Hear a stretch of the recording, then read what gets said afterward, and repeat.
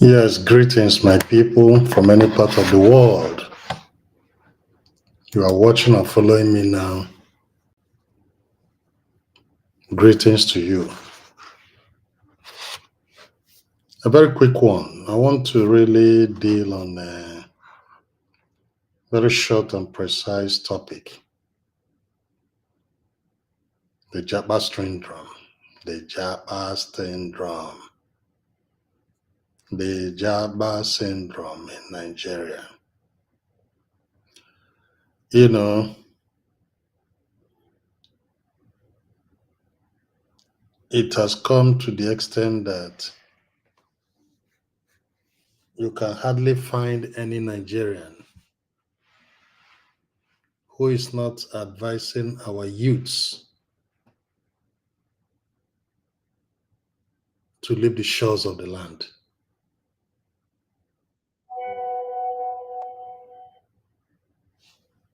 If you take the statistics, be it parents, uncle, friends, brothers, sisters, mentors, guardians,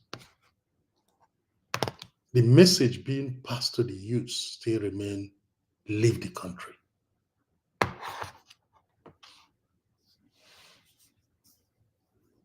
Just leave. It doesn't matter wherever, just leave. And to really talk about this topic today, I want you to carefully listen to me. I want to read something. And I said, can Nigeria learn from its Japa syndrome? If you look at the top 100 investment bankers in Wall Street today, you find a healthy percentage of Nigerians amongst them. I'm talking about only Wall Street. You don't talk about all the Western countries. You don't even talk about the Eastern European countries. Nigerians in every part of the world is excelling. From China to anywhere, talents abound. Young boys and girls in their millions and thousands are excelling. Today, the leader of the Conservative Party in United States is a Nigerian born, Mrs. Badenoch. Who knows, tomorrow she might be the Prime Minister of Britain. You don't talk about so many mayors in the United States. You don't talk about so many ministers, Westminster portfolio holders.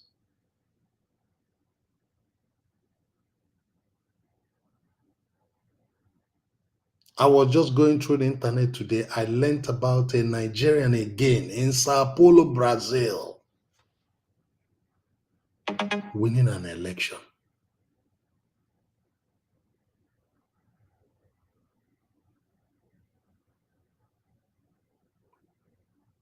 Now you go to the medical field, the top surgeons in the world today, a healthy percentage of them are Nigerians.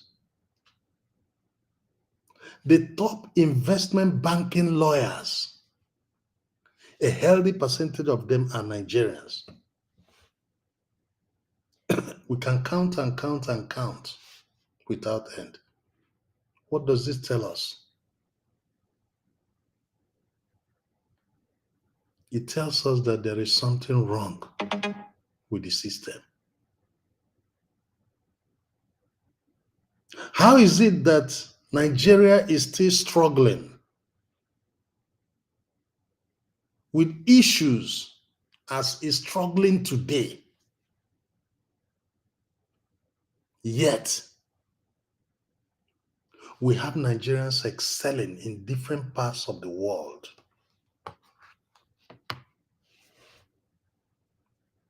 If anybody says anything, some, let me just say, idiots, that's the only language that fits into them, will start saying you're becoming unpatriotic. Why criticizing? Why always talking about Nigeria the wrong way? If these people can be doing the marvelous things they're doing outside the country, my brothers and sisters, it means that something is definitely wrong with our society. You know, the other day, Amechi stood up, he was saying it. He said, until something is done, that day the politicians will sit down on everybody's head and be doing what they like. Some people were calling for his head. But let me tell you guys, one thing I like about Amechi is that, yes, he, of course, it's not somebody to emulate. He messed up everything, because if not for him, somebody like Muhammad Buhari, notwithstanding that Tinubu brought him, someone like Muhammad Buhari can never in this world smell the seat of government in Nigeria, to have destroyed Nigeria for 8 years, sent Nigeria back 50 years backwards with his Muslim fundamentalism and Fulani ideology. Somebody like him that entered power and destroyed everything about the country. An animal like that couldn't have in any way smelt the seat of government. And the result is a total mess. It was Amechi that used River State funds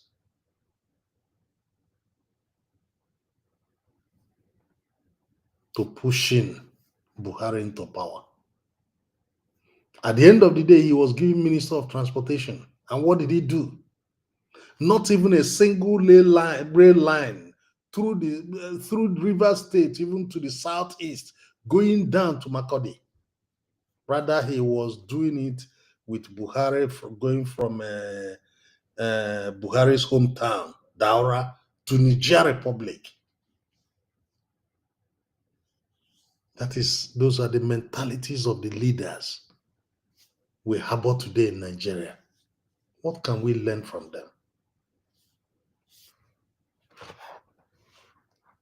This statement is a statement, an observation made by a South African. He said Nigeria cannot be struggling with the issues it's struggling with, knowing very well that it has the manpower recognized all over the world.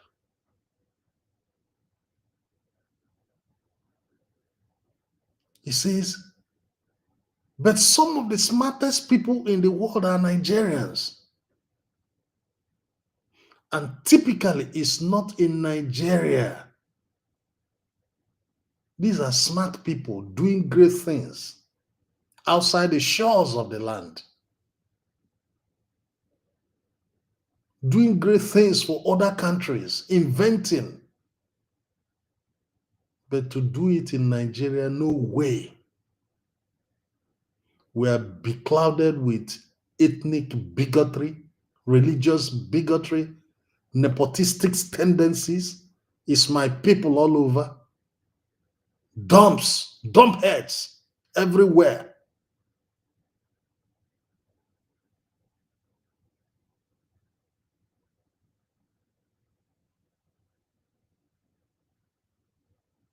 Round pegs in square holes. Now the system has been driven to a halt. You go to our external affairs ministry, you look at the people they send abroad as ambassadors, as highly qualified officers, empty heads. Year to year, they visit from one country to the other. All they're waiting for is posting. And when they're going on posting, you see one person taking relatives of maybe they post one alhaji to somewhere. He has 10 wives. All at the expenses of the government. 10 wives with 10, each of those wives with 10 children. Only one person traveling to a country is having a contingent of 200 people at the expense of the federal government. Only one person, just because he happens to come from the favored land, favored part of Nigeria. Only one person. You pack the whole of your villagers. They're all your wives. Declare them. For 4 years, the federal government is paying extra code on each of those acclaimed relatives of yours. And you are in a foreign land, exploiting the whole avenues, stealing everything that is left in the embassies.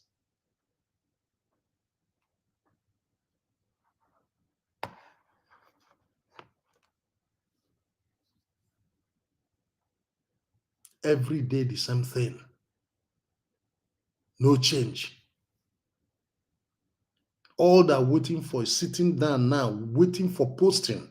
The moment it happens, all of them will flood abroad and loot the treasury of Nigeria.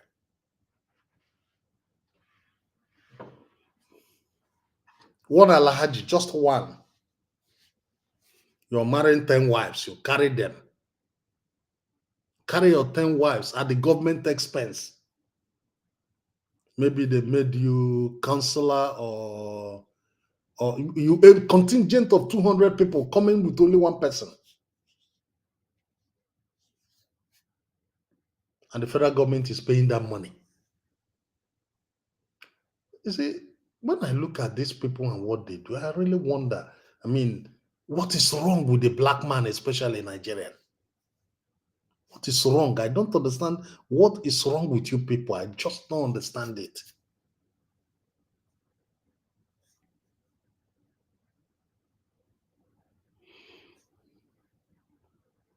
You have your country, all you end up is to throw away the people that can build your country. And others will inherit. That's all you do.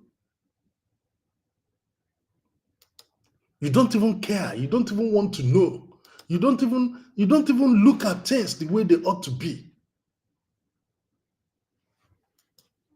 I mean, I see all these things. I wonder what is wrong, what is happening. My people, Let's Igbo take a man look don at break this particular. record for Brazil. My people, Igbo man don. This is to tell you the number of people who are working in Nigeria. Here is somebody, a young Igbo man, who could have imagined that it can ever happen in this world. Who could have imagined that? In Brazil, that an Igbo man, a Nigerian of Igbo descent, will win a municipal election in Brazil.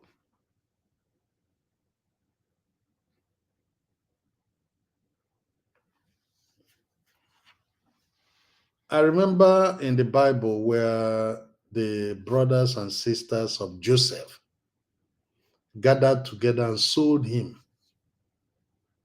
Little did they know that he would become the prime minister of Egypt. And the time will come when they will come for help. I have said this thing and I'll repeat it again to the hearing of my audience. A day will come in Nigeria when all these people that are being pushed out of Nigeria, they will be in leadership positions. All our children will be in leadership positions. And your children who are the leaders in Nigeria today, after stealing powers, just like the way, because that's the only way you have taught them, bringing themselves to power, they will now come and meet our own children that are already settled abroad to negotiate with them in a table of brotherhood. A time will come, and it's coming. And those children you people forced away because of Japa syndrome, because of your mismanagement, because of your wickedness, your fate and the fate of Nigeria and Africa in general will be in their hands to decide. And they will tell you to your face. Just exactly like Kemi Badechog is talking. She doesn't see anything good about Nigeria until you change. And a lot of people are there shouting, why is she talking bad about Nigeria? Why is it? Yes. Somebody has to say it. If things are right, people will not be dying there. How many people, how many blood did we waste in December just to collect rice and eat? Abuja, how many died? Anambra State, how many? Everywhere people are dying on Christmas Eve. The whole Yuletide was dead. And you say she should not talk? Yes, she said it. And she said the right thing she has to say. A time will come, our children will sit down and ask your children questions on negotiation tables.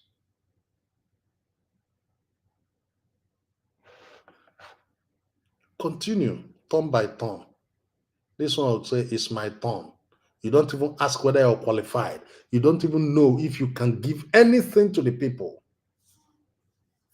All you want is turn by turn, turn by turn, turn by turn. Continue. That day is coming.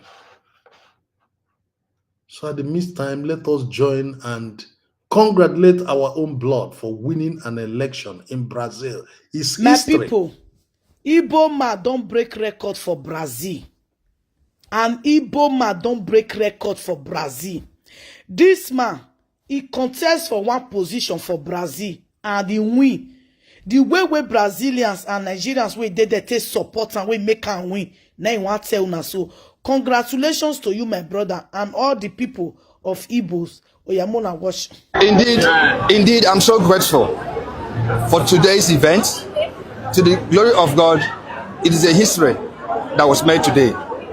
That a Nigerian, in the person of my humble self, Magnus Nachebe Okadike, a Nigerian, an African, because I can't forget that, in Africa, Nigeria, Igbo land, that we made history here in Brazil today. I contested for election here in Brazil, Municipal Participatory Council, which out of the love, out of the support, out of the kind-hearted of my dear community and my dear loved ones, my family, I can't forget them. They all believed in me, they supported me, and to the glory of God, we won. I did not win, but I said, you won through me, and I'm grateful. And today, I am happy to the government of Brazil for giving us, the immigrants, the opportunity to participate, to contribute, to also support in our own little cadre, and also to hear and give our voice, because they thought it was that immigrants deserves some rights, deserves to participate in the government of their dear country, which we are very grateful. I cannot say anything here without saying my appreciation to the government of Brazil. Thank you, Brazil, and thank you, my fellow immigrants.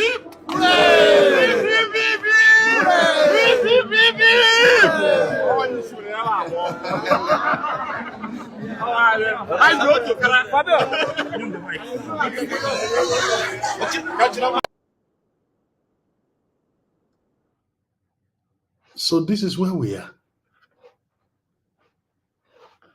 This is where we are. He won an election. And he won it beautifully. He won the election. Nigerians in Brazil were known always they say they go and buy banner, they carry banner, Igbo people do this, Igbo people don't do that. Look at it. He's an Igbo man. He is an Igbo man. He won election. One day, some of you leading Nigeria who are talking nonsenses about the Igbos will still meet him somewhere. Of course, you people are not ashamed. You always go abroad to go and beg, either for one thing or the other. When you have plenty, you're not satisfied, you mismanage all you have. You keep going abroad to beg, asking people to come and invest. Invest in an economy, invest on insecurity. A country you cannot just walk out freely and just have a free walk. By 7 o'clock, everybody has gone to bed as if the person is like birds, chicken, hen.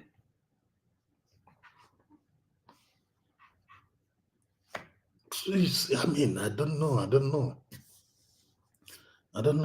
Sometimes I look at the whole scenario, I just say, I think God is even tired of us. I think he's even tired of us. Anyway, this is by the way. Some time ago, a few days ago, there was a particular video going online everywhere about a specially talented young man, a school dropout, who is so talented that he changed the fate of his country, Zimbabwe. You see, one thing about God is that God is marvelous. He uses people in places you don't imagine. You can't just imagine it. He just took this young man from Zimbabwe. I think in 2014, the young man traveled to US to fulfill his dream. And what did they plan to do in Silicon Valley? They wanted to eliminate him. Because the talent he was carrying, they poisoned him and his partner.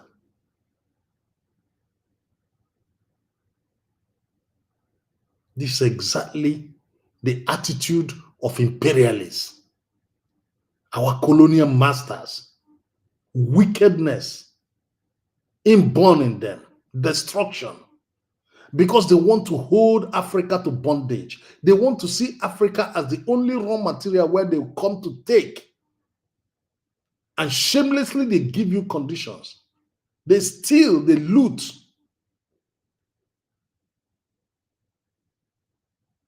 As luck could have it, this guy smuggled his way into his embassy. thanks to Pan-Africanists like Robert Mugabe of blessed memory, notwithstanding that they destroyed Zimbabwe with sanctions simply because the man was saying the truth. Painted in black, did all sorts of nonsense against the man. Today, his former vice president, President Emerson Nangawa, is there.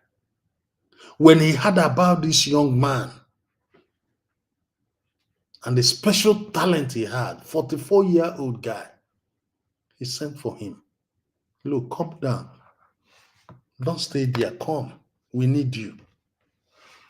The guy came back home and started performing wonders.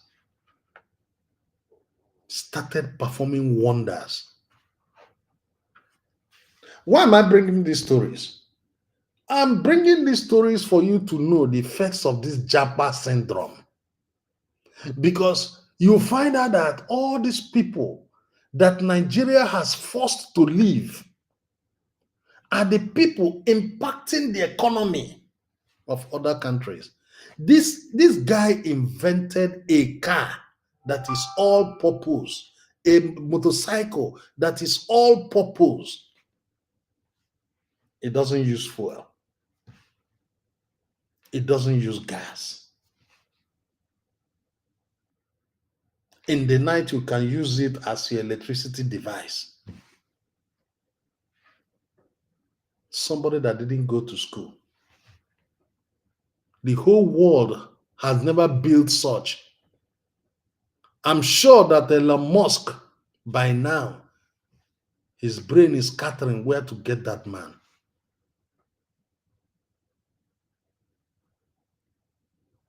But when he brought his talent to life, what did they do in Silicon Valley? They tried to eliminate him, kill him. He's not supposed to be there. He's not supposed to be alive because they know that this is entirely a revolution that this guy has done. Their only way is to eliminate him. Nothing more. Those are the kind of things we see. The president, Comrade Emerson Let's watch him. Mnangagwa, is soon to launch 2 cars and a motorbike made by a Zimbabwean inventor, Songolani Chikumbuso. Chikumbuso, a 44-year-old man, a resident of Ziwaresekwa in Harare, dropped from school when he was in Form 2 due to financial constraints. He started his journey of making gadgets in the late 1990s, making a radio transmitter, digital navigator, turbine engine using scrap metal. And in 2009, he began his journey into green energy. Hear him explain it to the President, Comrade Emerson Mnangagwa at State House. No fuel, nothing. Nothing, no fuel. First in the world. The first in the world. Gets its power from the sky. Yeah, from the radio frequency. This can happen in Zimbabwe. Yes, we've done it in Zimbabwe. Can you explain? Yeah. So the vehicle is powered with what we call a microsonic energy device. That is the That's after our now let's go.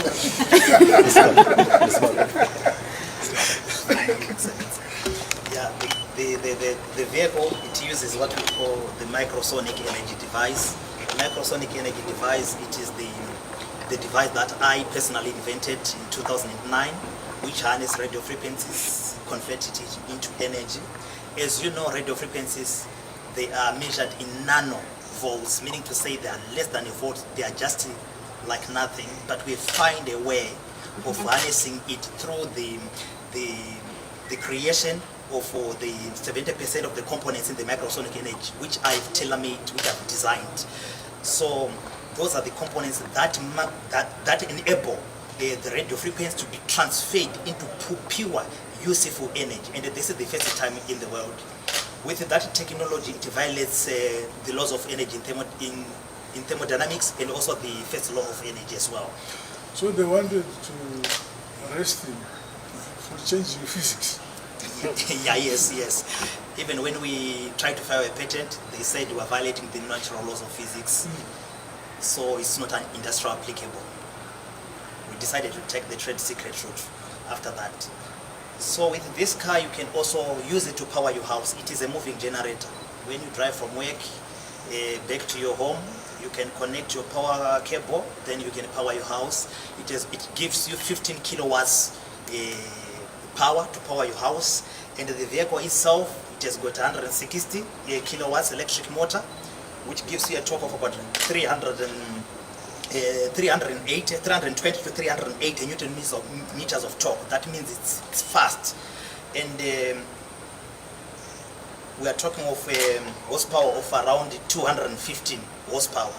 So when we compare this car with the same cars of this model, like the Toyota Urban Cruiser, you will see that this is efficient in everything. When you talk of load, our car, it doesn't weigh much. It weighs 1,405 kgs only. When you talk of an urban cruiser, you're talking of about 1,800. So that means you can carry extra baggage in the vehicle. Top speed is 220 kilometers per hour. Yeah, which is fast. It has got 2 driving modes. We have got the sport mode, which will give you 0 to 100 kilometers per hour in around 2 seconds. That is very, very powerful. Then we have got what we call a normal driving mode. When you want to drive like in town, you can select that one so that it won't give you a lot of torque. Chikumbuzo also talks about his journey to Silicon Valley in the United States of America, where he was poisoned together with his partner, who passed on for defying the laws of physics. We were poisoned at that time. Dr. Teddy didn't make it. He died in January 2017. I survived by the grace of God. So I was always in Zimbabwe and United States of America until HE heard about myself. Then he invited the president. The president, yes. Then he invited me to come back and put my base in Zimbabwe. So right now I'm based in Zimbabwe. Best advantage, the driving range is unlimited. I charge square, I eat my gates. Kungora mamchi driver for the next 20 years. And the motor is a true tower, Japa market, it's a samurai number plates. From 2015 we have been working hard, testing it, homologations, CBCA certifications, ISO certifications, FCC standards, Sheseta Sagaya roadworthy. Even when it comes to Zimbabwe, it went through VID. Sagaya motor road. You are the inventor. Yeah, I'm the one who invented the technology. President Mnangagwa says he called him back home to do his work here in Zimbabwe and is happy to grace the occasion when the vehicles are launched. Is there another vehicle in the world? With this technology, no, this is the first vehicle in the world. Where is it? Here in Zimbabwe. They all think they said about 3 million. Stay there. I said, let them eat their 3 million. Come here, we eat something. But he's more educated than engineers. Yeah. All this thing from the time he began doing these things, I've been supporting him. Yes. Throughout. Yeah, he was making television at my house. And they can have a television and there's no wire. We can listen to all stations which we want on tarmac. There's this, what do you call it? Drones. Drone. Yeah. Says we'd make a drone. So he made one. This is about 2 years ago. Yes. We made a drone. Yeah, you can make a drone from here. Just put up wires together and put something around it.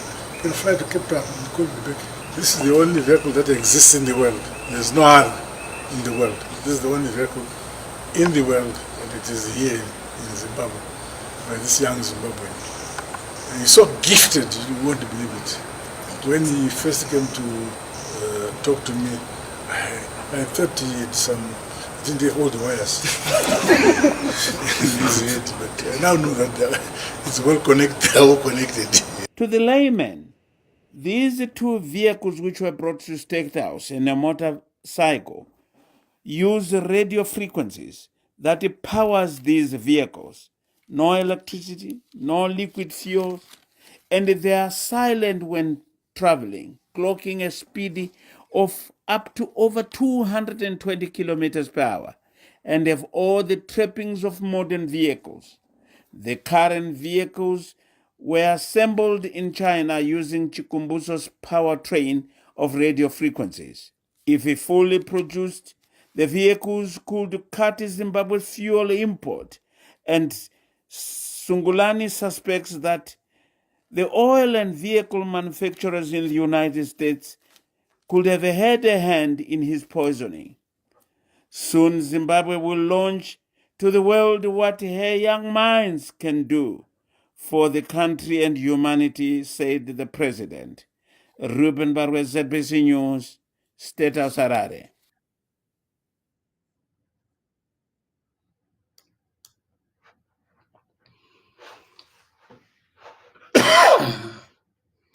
Now, you see that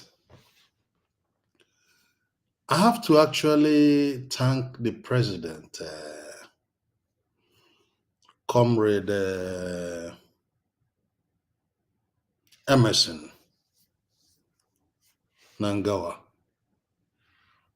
for giving this boy the chance to display his capability in his home country, Zimbabwe.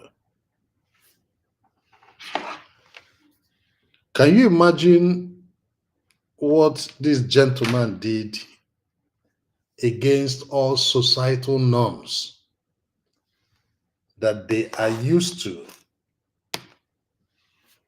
by the big vehicle manufacturing companies? No fuel, no electricity. What is driving that? What is making that vehicle to move? He says it's microsonic energy device. The only one in the whole world.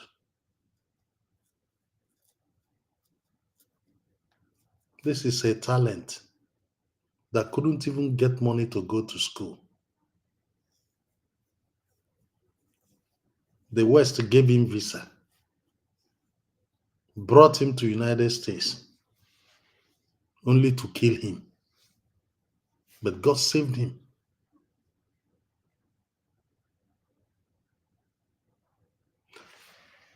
The earlier our leaders understand that some of these things they are doing, especially aimed at keeping African down.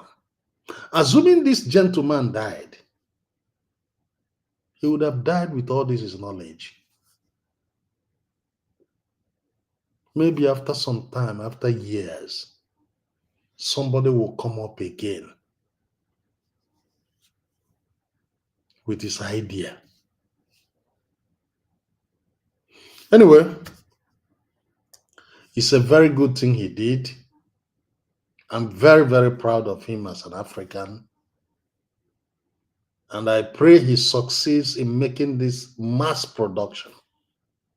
I pray the Zimbabweans government give him every available means. Let him produce this in mass. Imagine. Cars like this, buses like this will be plying the road. Nobody needs your fuel. It will come to a state that Nigeria will start drinking their fuel. Drink it. This fuel now that you put the price as if the whole world depends on it. One day, you people will start drinking that fuel. Instead of what I drink the fuel, I drink it. It's your fuel. Drink it. The world is going to that.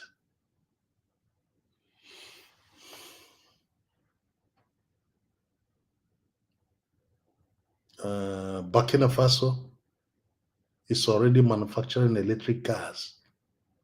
Innocent in Nigeria is manufacturing electric cars. Nord is manufacturing electric cars in Nigeria. So many manufacturers are coming up with electric cars. That fuel, una go drink am.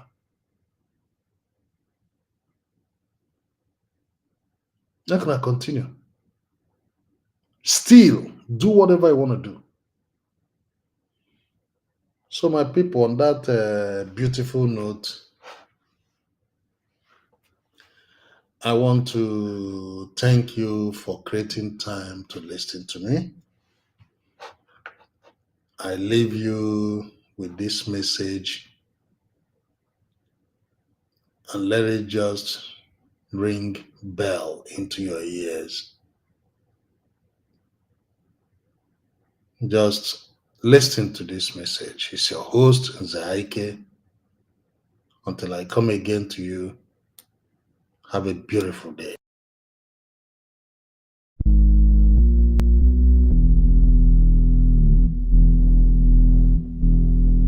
Listen, a broken road does not understand the Igbo. It will not maim the Fulani and let the rest of us go. The accident it will cause will take all lives, for when a vehicle from assault, it breaks all bones. So, you can speak Nupe till morning comes. It will not build libraries in our public schools.